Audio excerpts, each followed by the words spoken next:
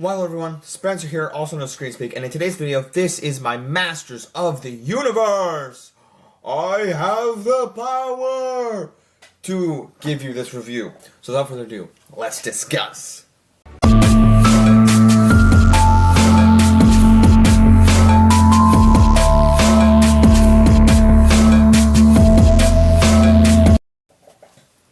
Alrighty guys, so today is going to be I said spoiler review, but it's just going to be mild spoilers here and there for Masters of the Universe. This came out in 2026, not the original movie, and I know very little about this franchise. My friend Alex I went to saw the movie with. Be sure to check out the vlog that we made, that I made with my friends. We saw this, and Michael, had a little, I was like, don't know what to think about this. And, I was thinking about it, like, I asked him there, I was like, is this like the Barbie effect where you're just not sure, like, what to make of this? And he's like, no, it's similar but different. I just like goofy movies, man. And you know what's funny, because Alex was like, I liked it, and I don't have much to say besides, like, he had a lot to say because he watched the show, the original cartoon, and, it's one of these things where I've seen some clips online, and not that I've never wanted to watch it, but I grew up playing Mario Kart, Mario Brothers on the Wii, Super Smash Brothers. There's other iterations of Mario that have come out, like Mario Kart 8 and other games, like other Mario cartoons, and Mario was so popular, and all these sorts of things, and the new Mario movies, the two new Mario movies are great, and all this sort of stuff. I gravitate towards Mario. Now, when the Sonic movies came out and Ugly Sonic happened, I was like, oh no, they're not taking a good approach. And then they changed it. But each Sonic movie, I know what to expect now. And I really appreciate, things like Stranger Things. This is something Michael was talking about last night. He's like, the 80s is coming back. We got Street Fighter this year. We had the second Mortal Kombat movie this year, which was really fire. And, I don't know what I liked more, Mortal Kombat or that. I think seeing that, well, actually I did see Mortal Kombat with Alex, but Masters of the Universe, also, the reason why I really liked it is Travis Knight, the director, who's directed Kubo and the Two Strings, Laika movie, I think he's the head of Laika, Travis Knight's the head of the Laika studio, and he was directing the new Wildwood movie, which I am unbelievably excited for, and who directed Bumblebee. Now, that's also an 80s franchise. Bumblebee is, one of the better Transformers movies. I would say the best. It's the best live-action one. It's the best live-action one. Hot take, but it's the best live-action one. If you take Transformers 1 out of the equation, it is the best Transformers movie. So, Bumblebee, with that said, when we were like, oh, this guy's going to do Masters, I'm like, cool. Great idea. I literally clapped when his name came up on the screen last night. I was like, so good. So good. And Daniel Pemberton, who has done music soundtracks such as The Bad Guys 1 and 2, both Spider-Verse movies, going to come up on the third Spider-Verse movie. He did Project Hail Mary this year. He did the drama with Zendaya and Robert Pattinson this year, which is not like a big bombastic soundtrack, but it's a really good, I like that composer doing a romance movie like that. And great little gem, the drama. But this movie, the soundtrack is so prominent, the motifs and the grandioseness of it, with the world, and the visuals in this movie. And Brian May doing the little, guitar riff for the Sword of Power. Oh, mama, it's so good, from who was in Flash Gordon. And Flash Gordon makes an appearance in this movie, guys. They're at the gym, and he's just, the guy who plays Flash Gordon. I was speechless when that scene happened. I was like, oh my gosh. And the woman, the African-American woman who plays Adam's boss on Earth is the woman who one of the witches in Agatha All Along. And I'm like, that's so cool. Just see someone I recognize there.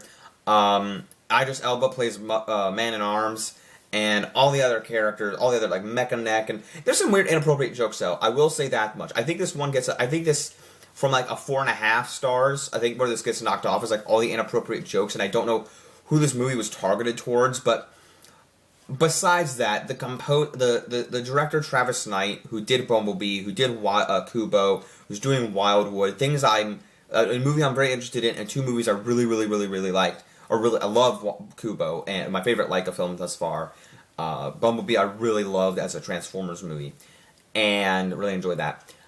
And this just felt like 80s nostalgia, you know, from, again, having Flash Gordon, the guy who played Flash Gordon, as a cameo, having that music, that throwbacks, you know, Flash Gordon era, these classic 80s movies with guitars and flashy visuals. You know, my friend Michael was like, you know, Mario was fine, it was just flashy visuals. I'm like, but if you're a fan of Mario, you're going to love these 2 Mario, you're going to love Mario Galaxy.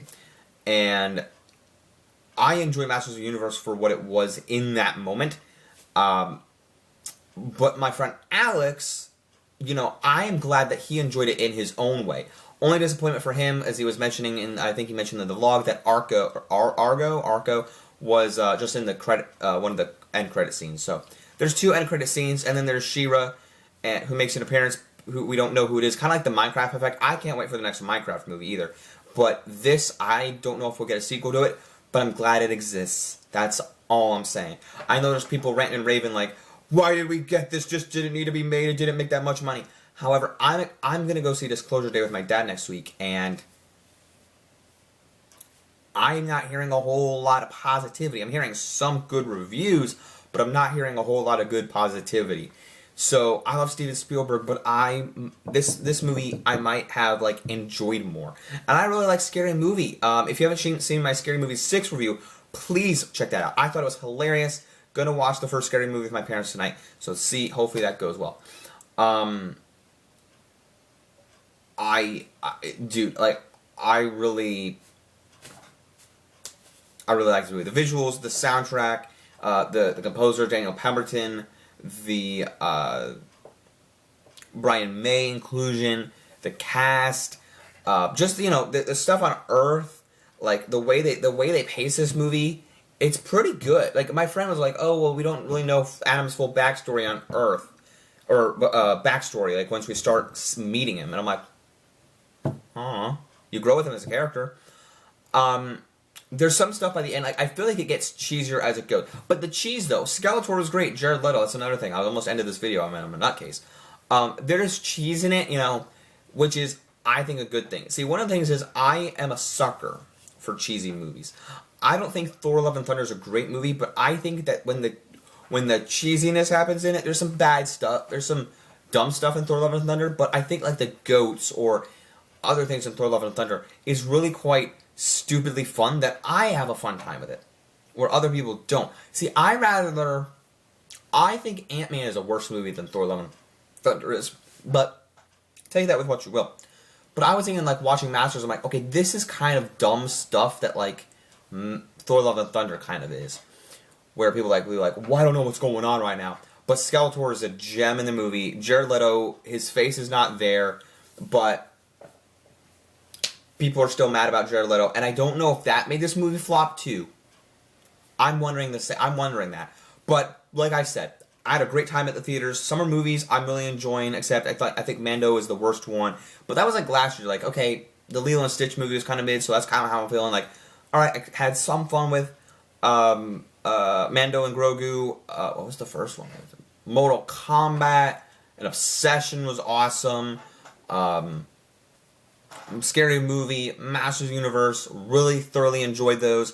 Now we got Supergirl, The Odyssey, Spider-Man, Minions, and Disclosure Day to look forward to. But Disclosure Day hopefully goes well. And Toy Story 5, that's the other one. Toy Story 5 is, I'm so excited for Toy Story 5 that after I see Toy Story 5, then I'll be making my top 10 films of halfway through the year list. So be sure to stay on the lookout for that video when I do make it and when I put it out. And with that said, guys, that is my review for Masters of the Universe. I get 4 stars, 4 out of 5 stars on Letterboxd. It's going to end up at an 8 out of 10. And it is a solid A. No A minus, no A plus. It's just a solid A. Don't forget to leave a like, subscribe, follow me. That is my rating for Masters of the Universe. Came out in 2026. Maybe it's an A minus. Right, an A minus, A it's an A minus, I guess. Like, maybe even a B plus, but I really did enjoy it for what it was. Don't forget to leave a like if you did enjoy the video. If you saw the movie, I would like to hear your thoughts down in the comment section below. And as always, guys, don't forget to like, subscribe, follow me. Don't forget to keep calm. Watch the screen. Peace out, everyone. Bye.